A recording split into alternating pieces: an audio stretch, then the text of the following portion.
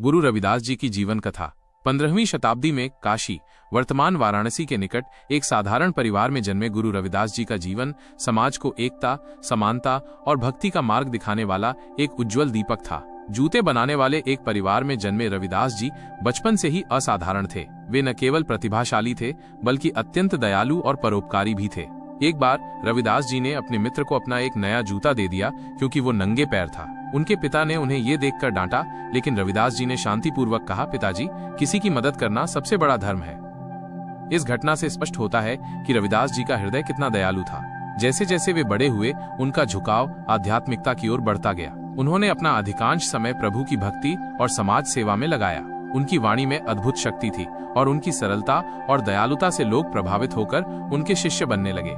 ऐसा चाहूं राज में, जहां मिले सबन को अन्न, छोट बड़े सब सम बसें, रविदास रहे प्रसन्न। इन पंक्तियों में उन्होंने एक ऐसे राज्य का सपना देखा था जहां सभी को समान रूप से भोजन मिले और सभी एक दूसरे के साथ समानता से रहें। एक बार कुछ पंडितों ने रविदास जी से पूछा कि वे गंगा में स्नान क्यों नहीं करते।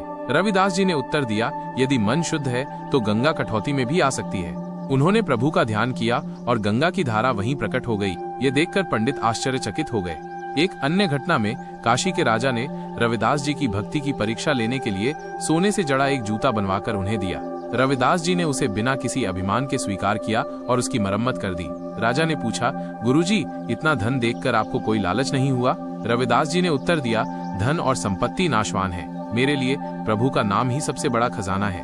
गुरु रविदास जी ने समाज में व्याप्त जाति पात के भेदभाव का विरोध किया। उन्होंने कहा, जाति जाति में जाति है जो केतन के पात। रैदास मनुष्य न जुड़ सके जब तक जाति न जात। गुरु रविदास जी का जीवन हमें सिखाता है कि सच्ची भक्ति और सेवा किसी विशेष स्थान या स्थिति की मोहताज नहीं होती। उन्होंने दिखाया कि सच्चा सुख दूसरों की मदद करने और प्रभु की भक्ति में है। उनका जीवन हमें ये सिखाता है कि प्रेम, समानता और करुणा के बिना मानवता अधूरी है। गुरु रविदास जी के विचारों और शिक्षाओं का आज भी समाज पर गहरा प्रभाव है।